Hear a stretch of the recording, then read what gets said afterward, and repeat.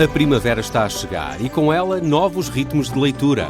Leia artigos de opinião e receba acesso antecipado a todos os episódios de Podcast Plus. Acompanhe a atualidade ao minuto. Assine hoje o Observador com até 58% de desconto e habilite-se a ganhar uma tote bag e um voucher da Livraria Almedina. Tudo em observador.pt.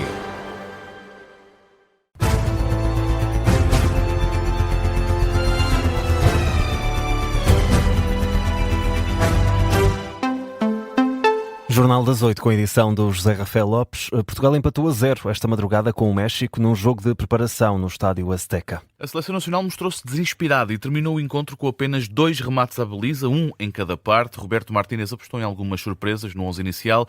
A formação portuguesa começou com Rui Silva na baliza, Mateus Nunes na lateral direita e Samu Costa no meio campo. Na segunda parte, o selecionador nacional fez 9 alterações, 7 logo ao intervalo, mas que não resultaram na quebra desse enguiço. Apesar ainda assim do resultado sem golos, Roberto Martínez admite ter ficado satisfeito com o que viu. Tivemos 5 dias para preparar o jogo, conceitos muito específicos, muito claros, e fiquei muito satisfeito com a intenção de executar isso, e a ideia de jogo foi muito clara.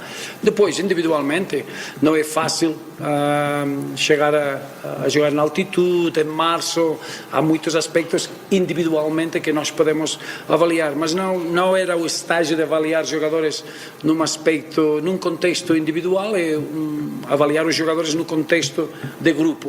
Roberto Martínez, em conferência de imprensa no México, o selecionador nacional fala numa equipa portuguesa mais bem preparada para o Campeonato do Mundo. Controlamos o jogo bem, não é fácil chegar aqui e ter a quantidade e qualidade de posse que tivemos, muitos aspectos positivos, e acho que agora somos uma seleção mais preparada para o Mundial depois dos 90 minutos que éramos antes do jogo.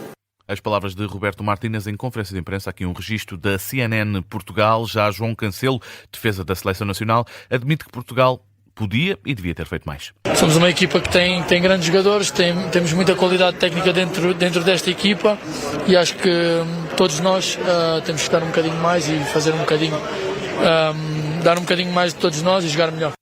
João Cancelo, depois deste empate a 0 entre Portugal e o México, jogo que marcou o regresso de Paulinho. O avançado voltou a vestir a camisola de Seleção Nacional após ter estado quase 6 anos de fora e agora aponta já a um lugar no Campeonato do Mundo. Importante é voltar, ajudar, e foi especial que também foi no México. Eu vou fazer tudo para ser essa terceira opção, mas toca ao selecionador decidir, e o que ele decidir será respeitado, obviamente, e serei mais um português a apoiar ou dentro ou de fora. As reações após o empate a 0 entre Portugal e o México, jogo de preparação a pensar no Campeonato do Mundo. A Seleção Nacional vai continuar este estágio de preparação para a prova. Volta a jogar na terça-feira frente aos Estados Unidos em Atlanta. Um jogo também com relato aqui em direto na Rádio Observador. Antes destes jogos, um adepto da seleção mexicana morreu no estádio Azteca. A tragédia aconteceu cerca de 2 horas antes do início do encontro. Em comunicado, a Secretaria de Segurança da Cidade do México explica que este adepto caiu da zona de camarotes do estádio. Segundo a mesma fonte, este homem de 27 anos estava num profundo estado de embriaguez e tentou saltar do 2º piso para o 1º. Ainda foi socorrido no local por pessoal médico, mas acabou por não resistir aos graves ferimentos. Hoje é o 3º e último dia do Congresso Nacional do PS. Vão ser eleitos os órgãos nacionais do partido. As atenções estão também viradas para o discurso de encerramento do secretário-geral reeleito, José Luís Carneiro, no qual deverá apresentar propostas para a habitação, a saúde e a economia e, mais uma vez, abordar o tema da legislação laboral. Ontem, no 2º dia de Congresso, a relação com o PSD, à boleia do acordo com o Chega para a nomeação dos juízes para o Tribunal Constitucional, foi um dos temas em destaque, com ideias divergentes sobre até que ponto deve existir ou não uma ruptura com o PSD e, em particular, com Luís Montenegro. Isto caso a posição do PS não seja respeitada na indicação de juízes para o Tribunal Constitucional. Logo no arranque do dia, o presidente do PS, Carlos César, tentou ditar uma estratégia, mas Miguel Viterbo Dias continuam a existir vozes divergentes. No arranque do dia, o presidente do partido, Carlos César, tentou ditar o tom na relação com o governo. O PS deve continuar a demonstrar querer ser parte das soluções e não apenas parte da crítica e da denúncia, em que deve ser assertivo e distintivo, lembrando ao governo que é dele que depende a estabilidade política. Mas nem todos concordaram. Nós precisamos de uma postura forte. Nós temos que nos dar ao respeito. Nós precisamos de falar para o país, porque o PS é candidato a governar o país e não candidato a parceiro parlamentar deste governo. Miguel Costa Matos, um dos novos jovens turcos do PS, que pede uma oposição mais agressiva.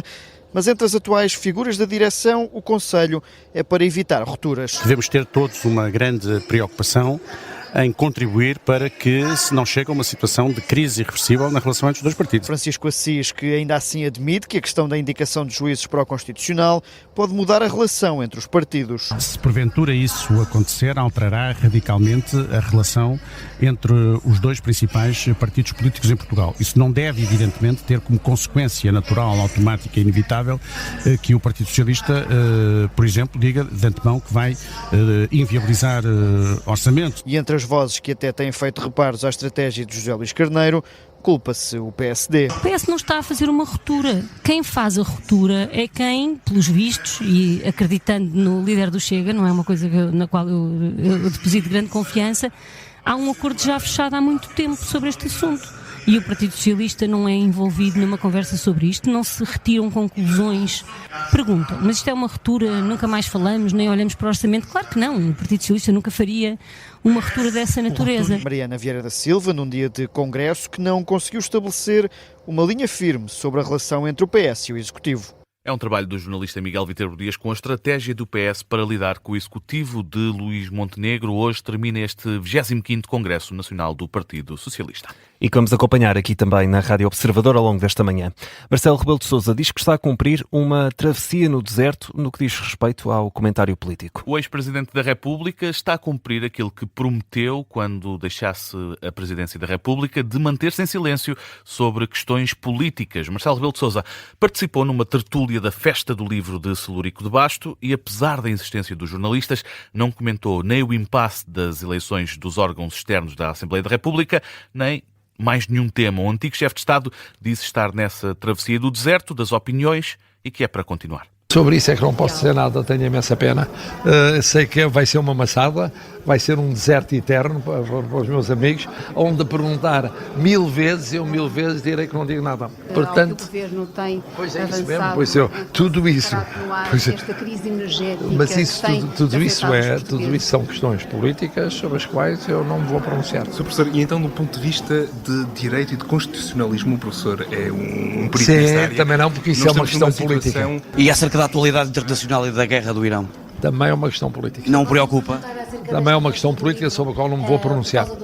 Um deserto de ideias eterno, diz Marcelo Rebelo de Sousa, ex-presidente da República, garantiu ainda assim que vai continuar a aparecer em momentos institucionais, apenas não vai fazer qualquer tipo de comentário político. Na atualidade internacional, o Irão autorizou a passagem de 20 paquistaneses no Estreito de Hormuz. 20 navios paquistaneses. A informação é dada pelas autoridades do Paquistão, que falam num passo significativo para a paz.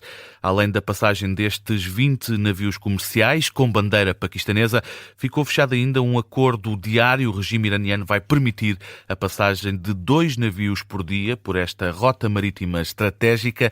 Ainda assim, a passagem pelo Estreito de Hormuz vai manter-se restrita ao comércio global, como tem estado desde o início da guerra, desde o início dos ataques dos Estados Unidos e de Israel ao regime iraniano. Há vários navios junto ao Estreito de Hormuz à espera de autorização para poderem passar nesse estreito, o que tem significado constrangimentos no mercado do petróleo.